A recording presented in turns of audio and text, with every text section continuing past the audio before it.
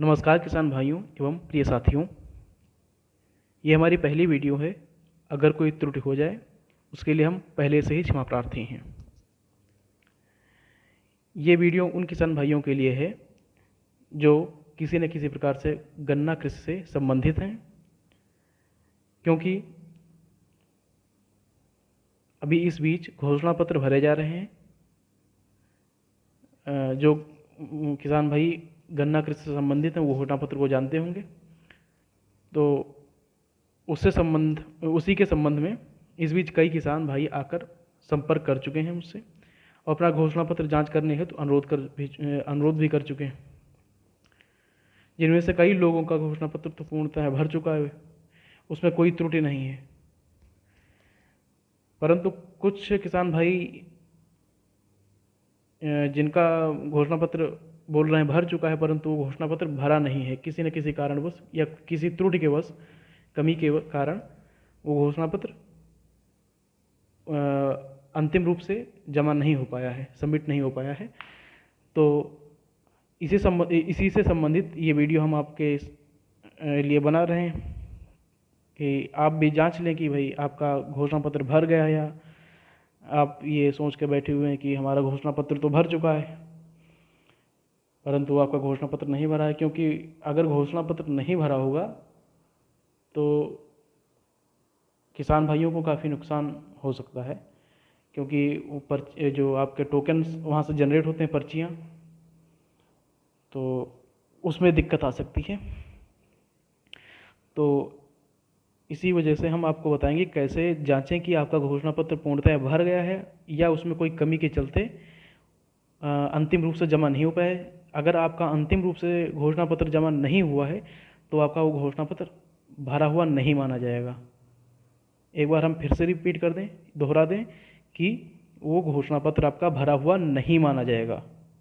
ठीक है, तो चलते हैं, देखते हैं चरणवार कि कैसे आप घोषणा पत्र की जांच करें कि हाँ आपका घोषणा पत्र भर गया है या आपका घोषणा पत्र अभी पूर्णतः नहीं भरा है, परंतु आपने मान लिया है कि भाई हमने तो किसी साइबर कैफ़े वाले को या सहज जनसेवा केंद्र वाले को पैसे दे दिए थे, उसने भर दिया होगा, अपने मैंने जो कागज़ थे उनको दे दिया, डॉक्यूमेंट्स, तो उसने भर दिया होगा।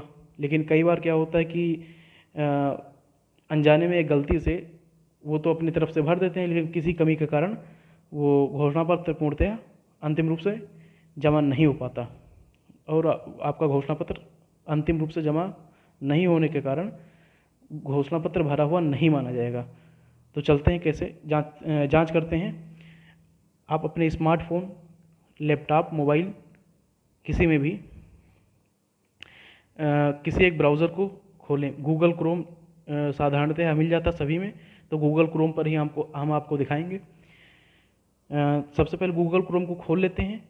आपका पहला जो पेज होगा वो इस तरह से दिखाई पड़ेगा, या आपके मोबाइल में जैसा भी दिखाई पड़े, वहाँ पर ये सर्च और टाइप वेब एड्रेस, तो वहाँ पर आपको केवल यूपी केन लिखना है। यूपी केन, CANE केन, यूपी CANE, यूपी केन, और इंटर कर देना है। इंटर करने के उपरांत सबसे पहली लिंक ये दिखाई पड़ेगी आपको, UP enquiry sugar cane and cane development, UP enquiry sugar cane and cane development. ये आप तो इसी पर क्लिक करना है, इसी लिंक को हम दबा देंगे। ये हमारा इसका पहला पेज खुल गया। इसमें सबसे पहले कैप्चा डालना पड़ेगा, जो आपके यहाँ पर नंबर दिखाई पड़ रहा है, ये इसको सामने टाइप करना पड़ेगा अपने कीबोर्ड से। इसको टाइप करते हैं, देखो अभी कीबोर्ड आएगा, ये NF2B5F, ये करने के बाद हम व्यू पर क्लिक कर देंगे। ये यहाँ पर जो हरा बटन है यहाँ पर क्लिक कर देंगे। क्लिक करने के बाद कुछ इस तरह से हमें दिखाई पड़ेगा। यहाँ पर डिस्ट्रिक्ट लिखा हुआ है, ये इसका मतलब ज़िला होता है। फिर फैक्ट्री मतलब आपकी कौन से शुगर मिल है या चीनी फैक्ट्री है वो। विलेज गांव, ग्रोवर मतलब कृषक। इसमें दो तरीके से दिखाया है। सबसे पहले आपको यहाँ पर ज़िला चुनना ही पड़ेगा, ठीक है। ज़िला चुनने के बाद फैक्ट्री चुननी पड़ेगी। फिर ये आपको ऑप्शन दिखाई पड़ेगा। इसमें अगर आपको अपने गांव का कोड और जो कृषक का कोड दोनों पता है तो इस पर क्लिक करेंगे और यहाँ पर सीधे कोड डालकर सर्च कर सकते हैं। लेकिन अगर आपको नहीं पता है तो उसके लिए कोई चिंता की बात नहीं। उसके लिए सबसे अच्छी सुविधा है, हम बिना कोड के ही आपको सर्च करके दिखाएंगे ताकि आप आसानी से अपना नाम सर्च कर सकें, देख सकें, ठीक है। और नाम के आगे, विलेज के नाम के आगे विलेज का कोड मतलब गांव के नाम के आगे गांव का कोड, और कृषक ग्रोवर के नाम के आगे ग्रोवर अथवा कृषक का कोड दिखाई पड़ जाता है। तो सबसे पहले डिस्ट्रिक्ट अर्थात ज़िला हम चुनते हैं।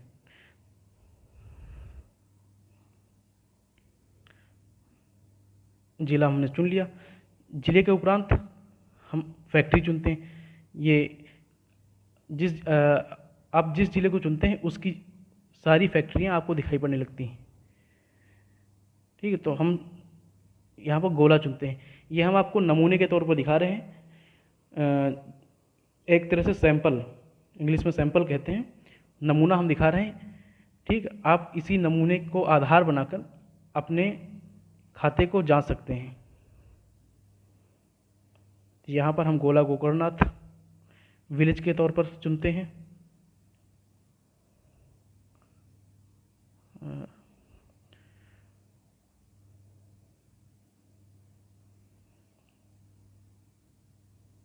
ये गोला गोकर्णनाथ,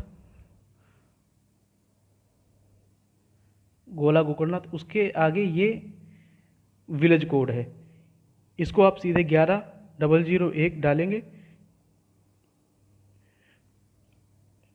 तब भी काम चल जाएगा, ठीक है। तो हम गोला गोकर्णनाथ को चुन लेते हैं। गोला गोकर्णनाथ चुनने के उपरांत हम कृषक को चुनते हैं। कृषक के तौर पर हम उदाहरण के लिए चुन रहे हैं तो हम किसी को भी चुन सकते हैं। जैसे ये इनको हम चुन रहे हैं, ये जो कृषक हैं इनका कोड है 641 कोड है। ये कृषक कोड है, हर एक के सामने एक कृषक कोड रहता है।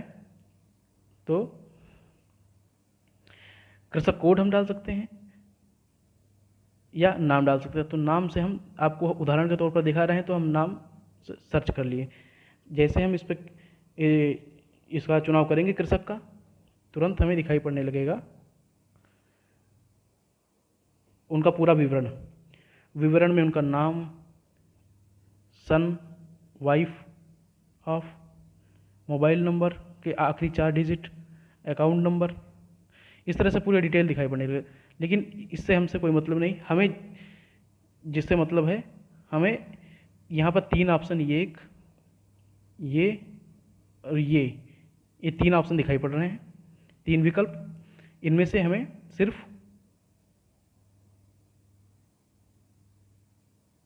इसका चुनाव करना है।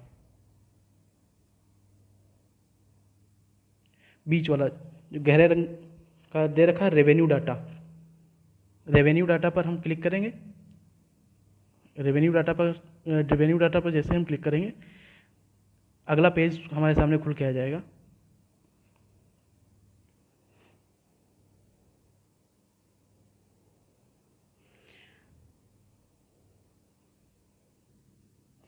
क्लिक करने के बाद ये दूसरा पेज हमारा खुल गया। इसमें आपको दिखाई पड़ रहा होगा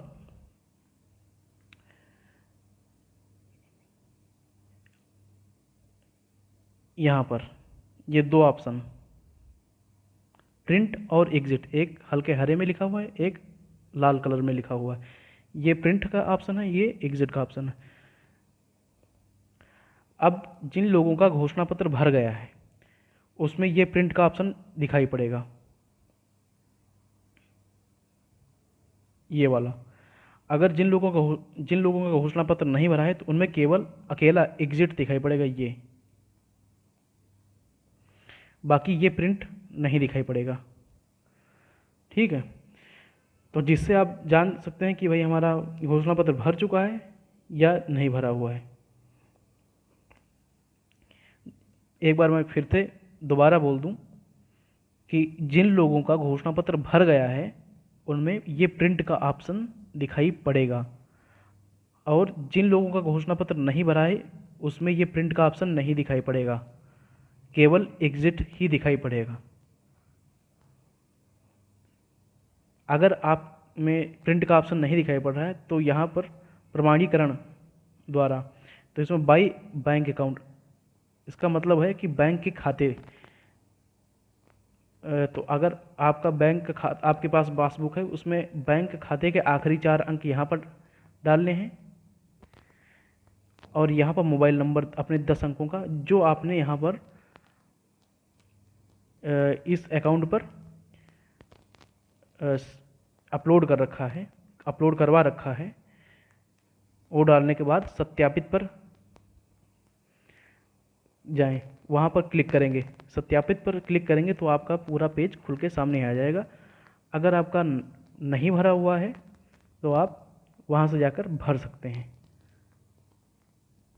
ठीक है, अगर आपका भर गया है, वो प्रिंट का ऑप्शन दिखाई पड़ रहा है, तो आप निश्चिंत हो जाएं, आपका पूर्णतः घोषणा पत्र भर चुका है, आपको चिंता की कोई बात नहीं है। इसी के साथ हम फिर मिलेंगे, परंतु उससे पहले आप लोगों को क्या करना है, आप हमारे चैनल को सब्सक्राइब करें और इस वीडियो को लाइक करें एवं शेयर करना सबसे ज़्यादा ज़रूरी, क्योंकि अगर आप शेयर करेंगे तो अन्य किसान भाइयों को भी जानकारी प्राप्त होगी और इस वीडियो से वो भी लाभ उठा पाएंगे। धन्यवाद, आपका दिन मंगलमय हो।